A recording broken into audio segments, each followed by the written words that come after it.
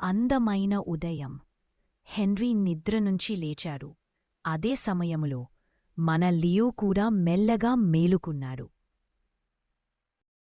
Henry మరియు Leo ఇద్దరూ నదీతీరానికి చేరి కొత్త ప్రయాణము గురించి మాటలాడుకుంటున్నారు.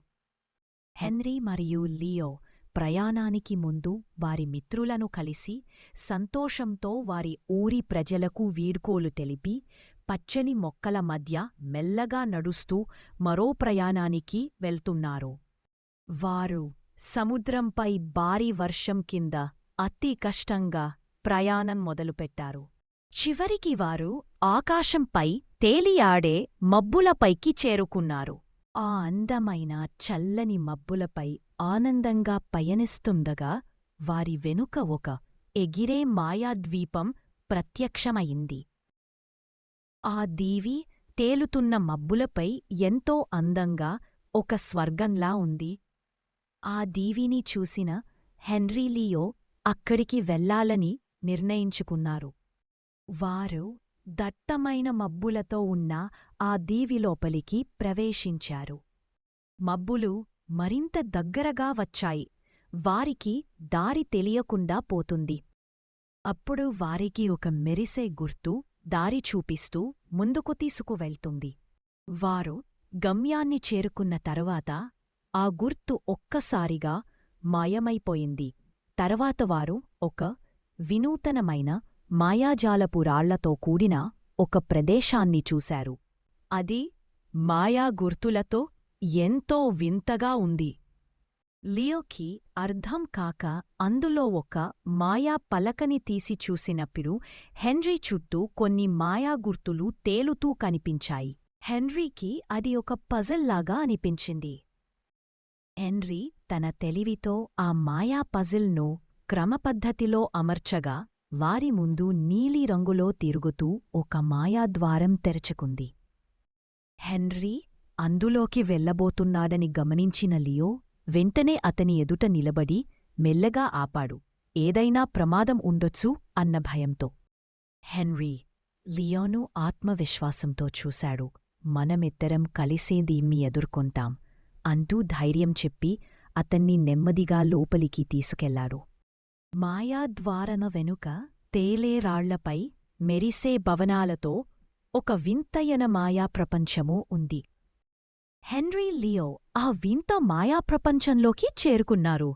అక్కడ వారు ఆ అద్భుతమైన ప్రపంచాన్ని చూస్తూ ఆ ఆశ్చర్యకరమైన దృశ్యాల్లో నడుచుకుంటూ ముందుకు సాగుతున్నారు. అక్కడ కొన్ని మాట్లాడే చెట్లు అక్కడున్న మాయాజీవులను పట్టుకొని బంధించాయి. అది హెన్రీ గుణానికి పరీక్షగా మారింది. హెన్రీ వాటితో మాట్లాడుతూ వాటిని విడుదల చేసే మార్గాన్ని అడిగాడు. నువ్వు ఇంకా ముందుకు వేళ్ళు నీకు సమాధానం దొరుకుతుందని అవి హెన్రీకి చెప్పాయి. అతడు ముందుకు వెళ్ళి మరో చెట్లను అడగగా అవి హెన్రీకి ఒక ప్రశ్నను ఇచ్చాయి. అక్కడ హెన్రీకి విజ్ఞానం అవసరమయ్యింది. అతను తన తెలివితో ఆలోచించి సరైన సమాధానాన్ని కనుగొని పత్రంమీద రాశాడు. అవి అతని తెలివికి ఆశ్చర్యపోయాయి. తన తెలివికి మెచ్చి బంధించబడిన జీవులను విడుదల చేశాయి. ఆ పరీక్షలో వారు విజయవంతులు అయ్యారు. తరువాత వారికి ఒక ఆలయానికి దారి కనబడింది. ఆ ఆలయం పైభాగంలో మెరిసే ఒక కాంతి కనిపించింది. అది ప్రపంచానికి జీవాన్ని అందించేది. ఆ ఆలయం కనిపించిన వెంటనే వారు ఆ దిశగా నడుస్తూ ముందుకు సాగారు. ఆ ఆలయ ముఖద్వారం గుండా వారు లోపలికి వెళ్తున్నారు. అలా లోపలికి వెళ్తున్న వారి ధైర్యానికి పరీక్ష మొదలు కాబోతోంది. వారి ధైర్యానికి పరీక్షగా హెన్రీపై ఏదో భూతం పడినట్టుగా అనిపించింది. అయినా హెన్రీ వెనక్కి తగ్గలేదు. అప్పుడు హెన్రీ చుట్టూ కొన్ని మాయాశక్తులు చేరి అతన్ని భయపెట్టాలని ప్రయత్నించాయి. అప్పుడు లియో తన నిప్పులను కక్కించి వాటిని బెదిరించగా అవి భయంతో అక్కడినుంచి పారిపోయాయి. తరువాత వారు జీవకాంతిని అందించే ఒక మండే గోళం వద్దకు చేరుకున్నారు. అప్పుడు అది అంధకారాన్ని అలుముకుంది. ఆ అంధకారం ప్రపంచ ప్రళయానికి దారితీసింది. సముద్రాలు పొంగిపోతున్నాయి. భవనాలు కూలిపోతున్నాయి. అప్పుడు లియో తన శక్తితో దాన్ని నియంత్రించడానికి ప్రయత్నించాడు, కాని అక్కడ అతని శక్తి పనిచేయలేదు. అప్పుడు పక్కనే ఉన్న కొన్ని మాయా గుర్తులు కలిగిన పజిల్ను హెన్రీ తన తెలివితో ఒక క్రమపద్ధతిలో అమర్చగా దూరం నుండి వచ్చిన ఒక మండే అగ్నిగోళం దానిని తాకింది. అప్పుడు అది తిరిగి మళ్లీ మండడం ప్రారంభించింది. తరువాత అది అంధకారంలో నుంచి బయటపడి తిరిగి జీవశక్తిగల కాంతితో మెల్లగా ప్రకాశించటం ప్రారంభించింది. ఆ వెంటనే ప్రపంచం తిరిగి జీవం పోసుకొని ఎంతో అందమైన చెట్లు, నదులతో ప్రకృతి అందంగా మారింది.